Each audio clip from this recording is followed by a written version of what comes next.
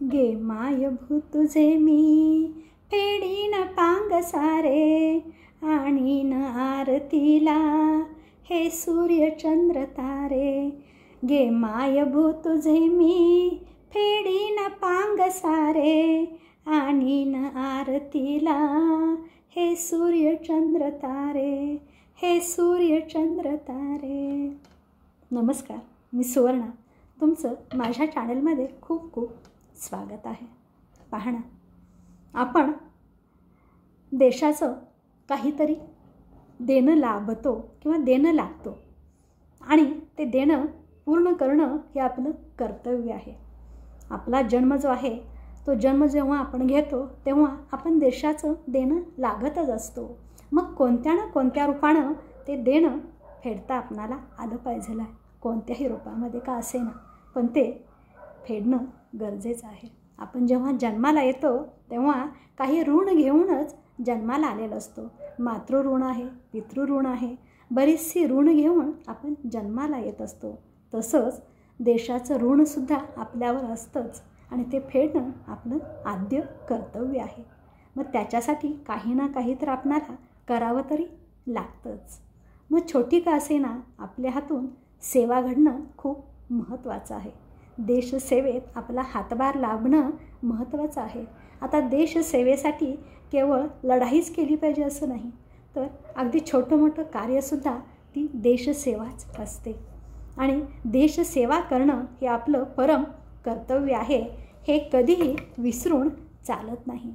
मग याच्यासाठी जरी आपण पुस्तकं वाचली आणि पुस्तकाच्या माध्यमातून योग्य असं ज्ञान घेऊन त्या पुस्तकाच्या रूपानं आपण तो प्रसंग व्यक्तीला किंवा समाजाला पटवून देणं ही सुद्धा एक प्रकारे देशसेवाच आहे.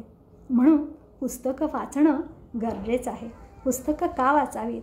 पुस्तक हा समाजाचा आरसा असतो. पुस्तकाने समाज कसा आहे हे आपणाला कळत असतं, किंवा पाठीमागचा इतिहास असेल तो कसा होता हा इतिहास आपणाला पुस्तकं वाचल्यानंतर कळत असतात. त्याच्यासाठी पुस्तकं वाचणं महत्त्वाचं आहे. पुस्तक वाचून आपण आपलं चरित्र आणि आपलं चारित्र्य घडवू शकतो. एवढंच नव्हे, आपलं जेव्हा चारित्र्य घडतं तेव्हा आपले विचारसुद्धा घडत असतात. विचारसुद्धा आपले प्रतिभावंत होत असतात.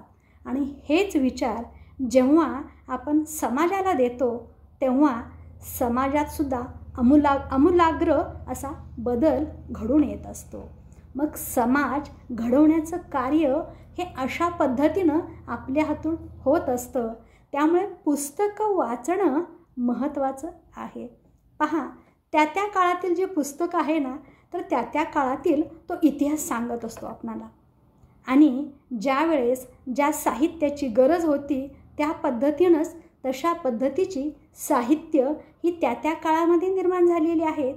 आणि मग पुस्तक वाचल्यानंतरच आपणाला समजतं की पूर्वीचा काळचा समाज कसा होता हे पाहण्यासाठी, ऐकण्यासाठी, अनुभवण्यासाठी पुस्तकाचीच गरज आहे. पुस्तकाच्या माध्यमातूनच आपणाला समाज कसा होता पूर्वीचा हे कळू शकतं आणि आजचा समाज कसा आहे हे सुद्धा कळू शकतं. पहा ना, रामायण आहे, महाभारत आहे, हे आपणाला पाहिल्यानंतर आणि वाचल्यानंतरच कळतं ना. रामायण म्हणजे काय होतं हे रामायण वाचल्यावर आणि रामायण पाहिल्यानंतर समजतं. म्हणजेच पुस्तक हा समाजाचा आरसा आहे, समाजाचं एक प्रतिबिंब आहे. मग पहा ना, स्वामी विवेकानंदांचं आपण इथं उदाहरण घेऊ शकतो. जेव्हा ते शिकागो या ठिकाणी परिषद होती आणि त्या परिषदेला ते गेले होते. प्रत्येक देशाचं नेतृत्व करणारी व्यक्ती शिकागो येथे आली होती, जिथं मोठी परिषद भरली होती. मग आपल्या देशाचं नेतृत्व करणारी व्यक्ती होती ती म्हणजे स्वामी विवेकानंद. मूर्ती लहान पण कीर्ती महान. तिथं ते गेले शिकागोला आणि प्रत्येकानं आपापल्या देशाचं प्रतिनिधित्व केलं, प्रत्येकानं आपापलं मत मांडलं.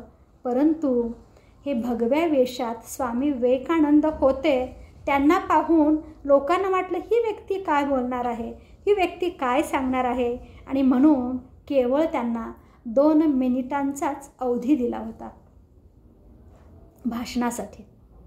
स्वामी विवेकानंद उठून उभे राहतात आणि भाषणाला सुरुवात करतात.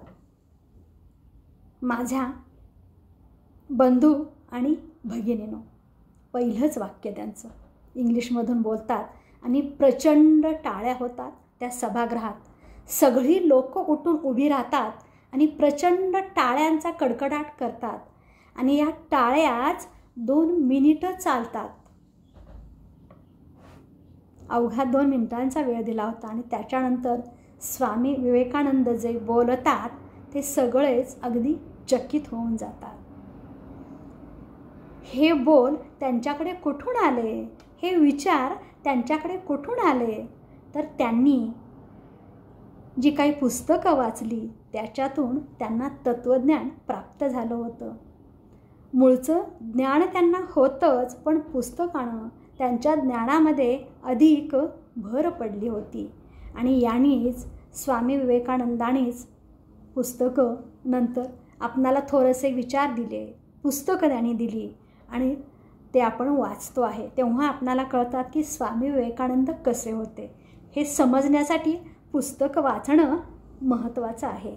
आणि जेव्हा आपण पुस्तक वाचतो तेव्हा विचाराने आपण प्रगल्भ होत असतो आणि हे विचारच आपणाला उच्च पातळीवर नेऊन ठेवत असतात.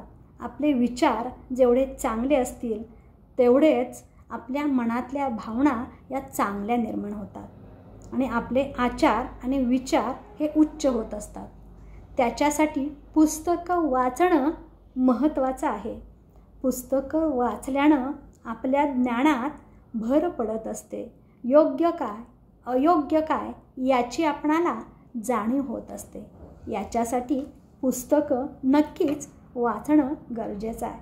जसं की श्यामची आई पुस्तकाचं नाव घेतलं की लगेच आपणाला लक्षात येतं ते म्हणजे काय, साने गुरुजी आणि आई यांचे विचार किती थोर होते.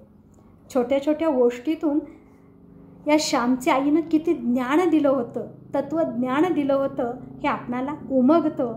त्याच्यासाठी पुस्तक वाचणं महत्त्वाचं आहे.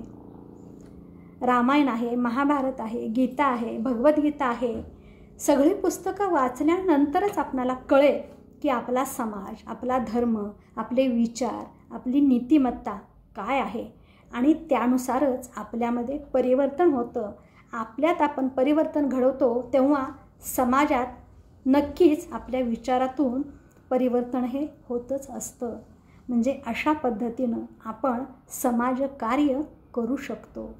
याच्यासाठी आपले विचार उच्च असणं गरजेचं आहे. जेव्हा आपले विचार उच्च असतात तेव्हाच आपण एखाद्याला उपदेश देऊ शकतो, अन्यथा देता येत नाही. योग्य काय अयोग्य काय हे आपण प्रथम आधी जाणणं गरजेचं आहे आणि त्याच्यानंतरच मग दुसऱ्याला आपण सांगू शकतो.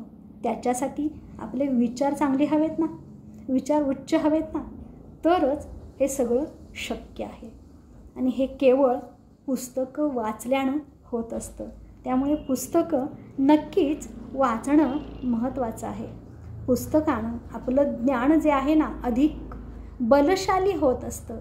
आपणाला जीवन जगण्यास हे पुस्तकं खंबीर बनवत असतात, बलशाली बनवत असतात आणि मग आपले विचार आपल्या तोंडून, आपल्या मुखातून आपोआप ते बाहेर पडत असतात.